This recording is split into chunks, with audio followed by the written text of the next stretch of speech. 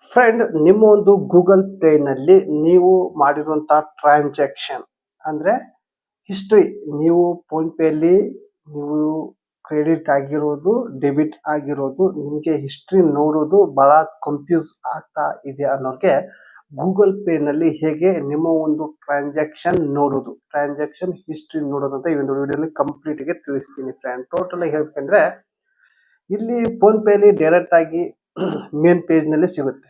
ಕೆಳಗಡೆ ಹಿಸ್ಟ್ರಿ ಅಂತ ಇರುತ್ತೆ, ಅದ್ರ ಮೇಲೆ ಕ್ಲಿಕ್ ಮಾಡಿದ ತಕ್ಷಣ ನಾವು ಟ್ರಾನ್ಸಾಕ್ಷನ್ ಮಾಡಿರುವಂತ ಹಿಸ್ಟ್ರಿ ಇರುತ್ತೆ ಫೋನ್ ಪೇಲಿ. ಅದು ಗೂಗಲ್ ಪೇನೇ ಅಲ್ಲಿ ಆಗಲ್ಲ, ತೆಳಗಡೆ ಇದೆ ಫ್ರೆಂಡ್, ಏಕ್ದಮ್ ತೆಳಗಡೆ ಇದೆ. ಅದು ಎಲ್ಲಿದೆ ಹಾಗೆ ಹೇಗೆ ಚೆಕ್ ಮಾಡೋದು ಅಂತ ಈ ಒಂದು ವಿಡಿಯೋದಲ್ಲಿ ಕಂಪ್ಲೀಟ್ ಆಗಿ ತಿಳಿಸ್ತೀನಿ.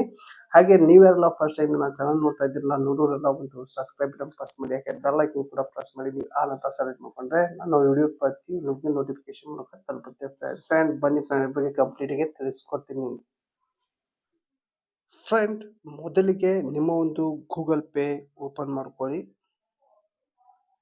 ಗೂಗಲ್ ಪೇ ಆ್ಯಪ್ ಓಪನ್ ಮಾಡಿದ ತಕ್ಷಣ ನಿಮಗೆ ಈ ರೀತಿ ಇಂಟರ್ಫೇಸ್ ಬರುತ್ತೆ. ನಾನು ಕೋಡ್ ಹಾಕ್ತೀನಿ ಇಲ್ಲಿ, ಒಂದೇ ನಿಮಿಷ.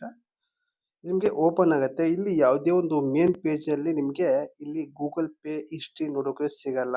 ನೀವು ಏನು ಮಾಡಬೇಕು ಅಂದರೆ ಇಲ್ಲಿ ತೆಳಗಡೆ ಬರಬೇಕು, ಏಕ್ದಮ್ ತೆಳಗಡೆ ಬರಬೇಕು. ತೆಳಗಡೆ ಬಂದಾಗ ಇಲ್ಲಿ ಮೂರನೇ ಆಪ್ಷನ್ ಇದೆ ನೋಡ್ಕೊಳ್ಳಿ, ಸಿ ಟ್ರಾನ್ಸಾಕ್ಷನ್ ಹಿಸ್ಟ್ರಿ ಅಂತ ಇರುತ್ತೆ ನೋಡ್ಕೊಳ್ಳಿ. ಅದ್ರ ಮೇಲೆ ಕ್ಲಿಕ್ ಮಾಡ್ಕೊಳ್ಳಿ. ಕ್ಲಿಕ್ ಮಾಡಿದ ತಕ್ಷಣ ನೋಡ್ಕೊಳ್ಳಿ, ನಾನು ಮಾಡಿರುವಂಥ ಟ್ರಾನ್ಸಾಕ್ಷನ್ ಇಲ್ಲಿ ನೀವು ನೋಡ್ಬೋದು ಫ್ರೆಂಡ್. ಕ್ರೆಡಿಟ್ ಆಗಿದ್ದು, ಡೆಬಿಟ್ ಆಗಿದ್ದು ನೀವು ಕಂಪ್ಲೀಟ್ಗೆ ನೋಡ್ಬೋದು. ಅದು ಆ ಡೇಟಿಗೆ ಆಗಿರುವಂಥ ಅಮೌಂಟ್ ಇದೆ ಫ್ರೆಂಡ್. ಟೋಟಲ್ ಆಗಿ ಹೇಳ್ಬೇಕಂದ್ರೆ ಫ್ರೆಂಡ್, ಟೋಟಲ್ ಆಗಿ ಇಲ್ಲಿ ಕಂಪ್ಲೀಟ್ಗೆ ಎಲ್ಲ ಹಿಸ್ಟ್ರಿನೂ ಕೂಡ ನೋಡ್ಕೋಬೋದು ನೀವು.